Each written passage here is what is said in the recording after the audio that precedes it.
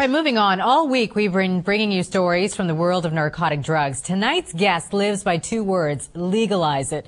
That was his platform when he ran for mayor of Vancouver and when he ran for parliament. But ever since he got busted shipping pot seeds to the U.S., he's been on the run from the law, U.S. law. They desperately want Canada to turn him over. Joining us now from Vancouver, Mark Emery. Mark, thanks for joining us. I'm glad to be here.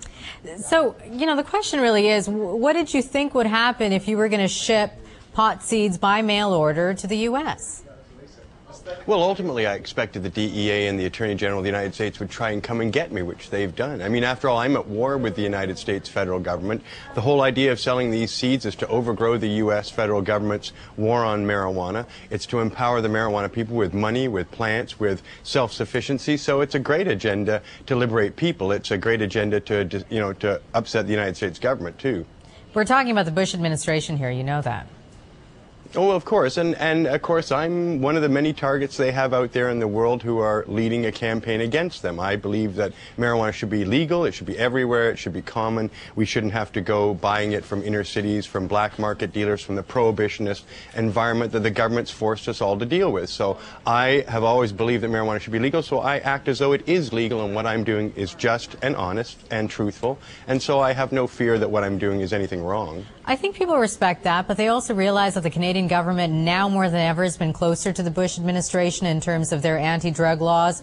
Are you scared on any level of what's going to happen? First of all, I'm not scared in the least. I've never been frightened, and if I spend the rest of my life in the United States federal prison, and that's what they want to get me there for a minimum of 35 years. They call me a drug trafficking kingpin. The DEA says I'm responsible for 1.1 million pounds of marijuana being produced from the seeds I sold. They've called me perhaps the largest marijuana producer of all time in the history of the planet, and I'm very flattered, and I hope it's true, because 1.1 million pounds of marijuana is worth $2.2 billion, and there aren't many people in the world who can say I've enriched our community by $2.2 billion.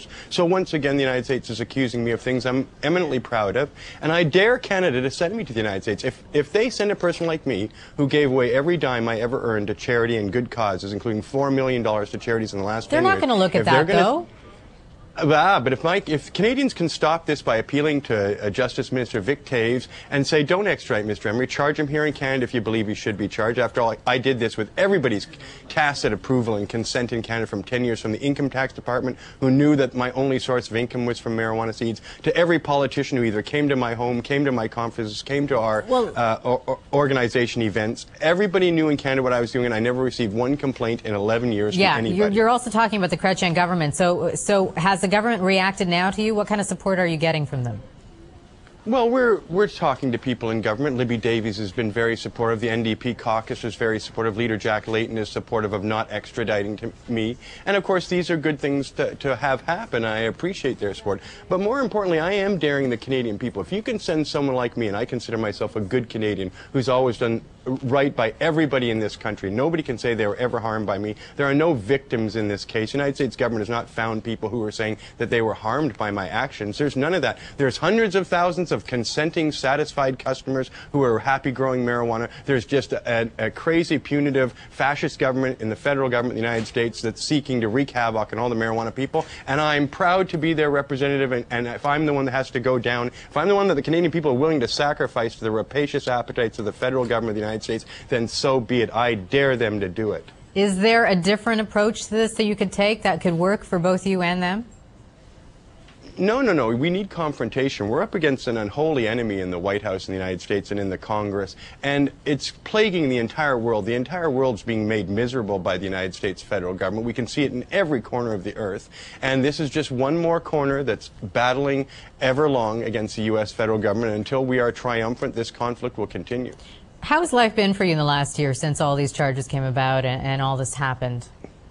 Terrific. The DEA has done what, of course, the opposite of their intended their intentions. They've made me more famous, more well-known. I'm on 60 Minutes again in a couple of weeks. 60 Minutes, the audience there was 12 million viewers to see their very sympathetic story about me. I'm in editorials and media all around the world, from the Australian Broadcasting Company to the BBC. Everybody around the world is covering this story and continues to cover it as it develops. So it's given me a larger audience than ever before. It's given me a bigger group of people I can count on for support. I'm very happy, and I'm getting married in 3 days to celebrate a year to the day the DEA raid, and I'm happy to get married to my co-editor at Cannabis Culture magazine. Great. And I am feeling better than ever before. Haven't felt bad since the day they raided me. You know what happens next for you besides the wedding, though? If you lose, you're gonna fight this. If you win, are you gonna go back to selling pot?